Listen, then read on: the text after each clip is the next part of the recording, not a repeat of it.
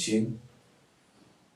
I am a senior clinician working at Siayos County Referral Hospital and under Siayos County government and a non-governmental organization called Center for Health Solution, or CHS. I have 8 years of experience in this field. In the field of HIV in this county, I've been interacting with many patients. And there is one case here that I want to present to you, the case of Alfredo Omondis. I know Alfredo Omondis very well. The patient unique number for Alfred that he's using currently in this hospital is 140-801-0378. I repeat, 140-801-0378. Alfred Omondis, I knew him from 2009 when he reported at the facility with a grandmother. It found when the mother of Alfred had passed on in the year 2008. And his mother also was a client here, was also diagnosed with HIV in the year 2008 and started treatment, that is antiretroviral treatment, which he defaulted, and due to stigma issues, he did not keep her appointment, and later on we heard that she had passed on. Alfred was brought by the grandmother, as I have said, and because of the condition of Alfred, the grandmother requested us to do for Alfred an HIV test, which we did for both the grandmother and Alfred. And for the grandmother turned to be HIV negative. However, for Alfred turned to be HIV positive. That's the point when we initiated Alfred on treatment. And the condition of Alfred was so bad. Actually, he was staged at WHO stage 4 because of persistent oral candidiasis, weight loss of more than 20%, and persistent bacterial and fungal infection, skin rashes, and the rest. And also, he was severely malnourished. And that's why we also put him on food by prescription, put food supplements that could help him boost his weight and immunity. On 17th of August 2010, Alfred was initiated on antiretroviral treatment, and the drug was zidovudine, lamivudine, and nevirapine. That's the drug of choice we put on pediatrics when they are diagnosed and they're less than 3 years. When it reached in the year 2010, when he attained the 3 years, when he was 3 years old, he was put on abacavir, lamivudine, and efavirenz as per the guideline. And later, on March 2019, he was optimized again to tenofovir, lamivudine, and dolutegravir. So it's a very known case on my side, because I began knowing Alfred long time ago, and we have been monitoring his condition as he improves clinically. However, when it reached on 30th of December 2021, Alfred reports that they attended the meeting of the Lord in Nakuru, in Menengai. So when they came back after that meeting, because we gave him a longer TCA, the first time when I encountered Alfred was on 13th of May 2022.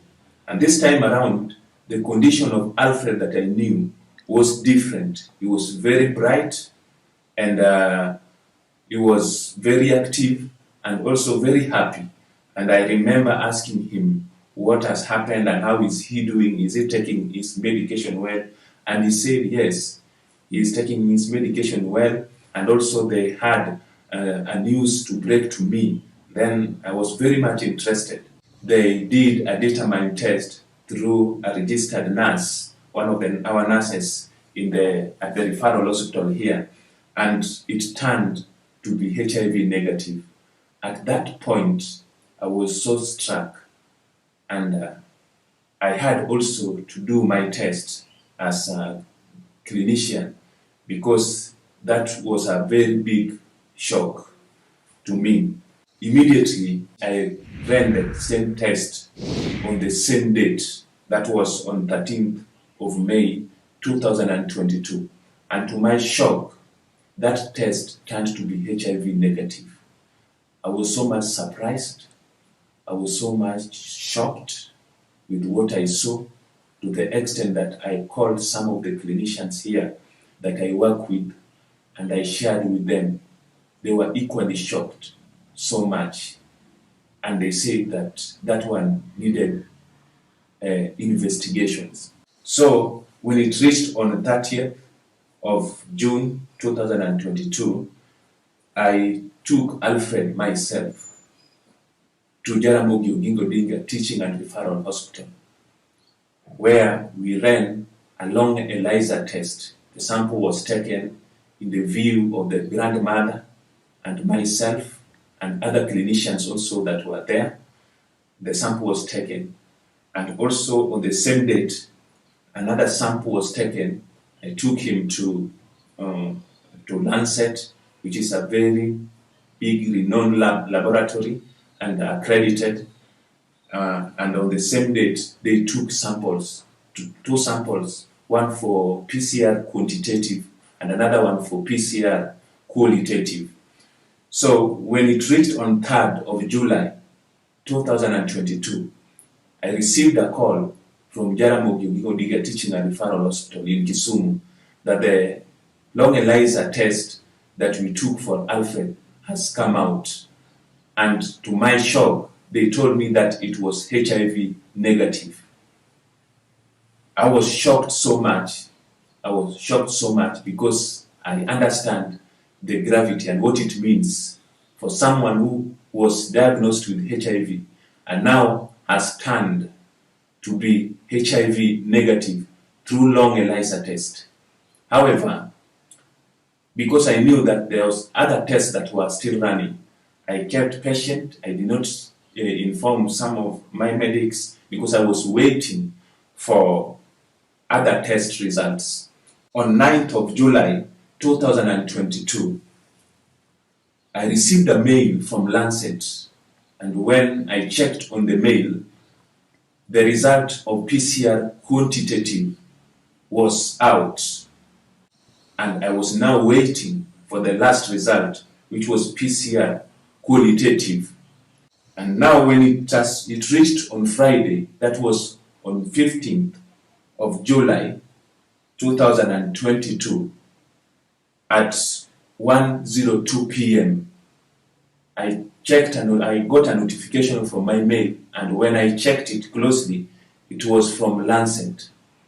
And when I checked, they informed me that the result is out, and when I read, I just went straight to the result where it is written PCR qualitative result. When I checked very well, it was PCR qualitative negative.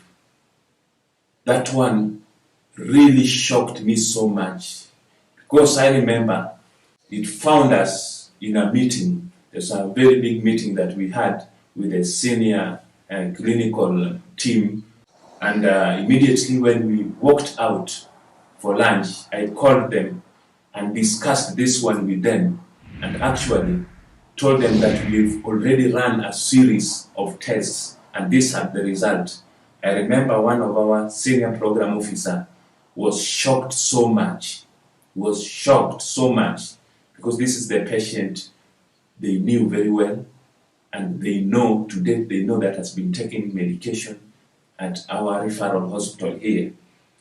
So the entire clinical team that I shared with was so much shocked.